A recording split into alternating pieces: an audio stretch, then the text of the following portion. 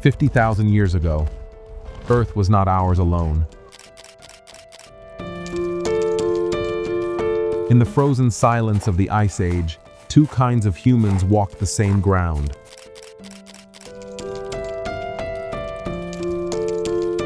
One was the Neanderthal, powerful, built like warriors, masters of brute survival. The other, Homo sapiens, fragile in body, but armed with something far more dangerous: imagination. Picture this: the fire burning in your hands, while in the shadows, another kind of human watches you. They are stronger, they are fearless, and yet, in the end, only one species would survive. This is the story of Neanderthals versus Homo sapiens, a battle that would decide the future of the world and the very reason you are alive today. Imagine yourself standing in that frozen world. The air is thin, and the freezing cold bites at your lungs with every breath. Snowstorms roar like monsters. Glaciers rise like walls of glass, cutting valleys deeper than rivers. Fire is not a luxury, it is survival itself. Without it, the night would kill you. You glance at your tribe, shivering, faces lit by weak embers. Children cling to their mothers, eyes wide with fear. You know outside the cave, predators wait in silence. A single mistake, and your family is gone. Neanderthals thrived here. Broad shoulders, thick bones, heavy muscles. They were built for the Ice Age. They could face a mammoth head-on, strike down a bison with brute force, or hunt in blizzards that would kill us today. They were nature's warriors.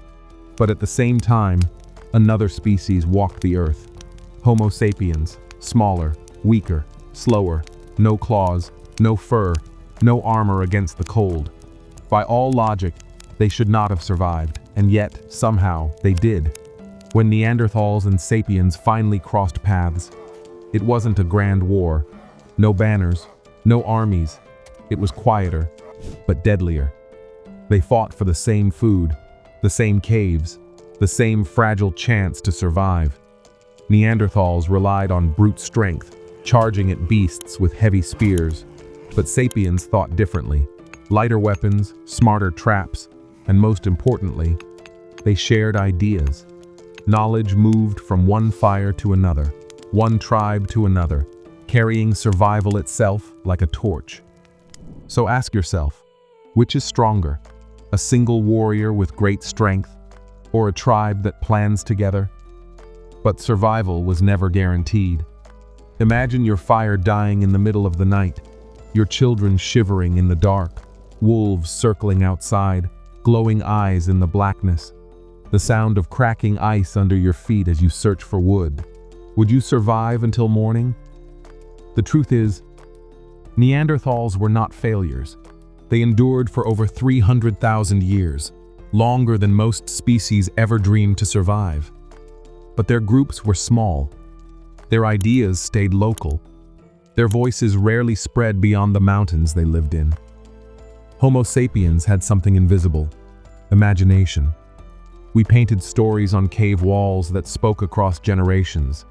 We planned hunts seasons in advance, mapping migration routes of animals long before they appeared. We dreamed of things that did not exist. Yet, that was our advantage, and slowly, it changed everything. Neanderthals began to fade. Their last fires burned low. Their last voices disappeared into the storm. But they never vanished completely. Today, in every human outside Africa, traces of Neanderthal DNA remain. Inside you, inside me.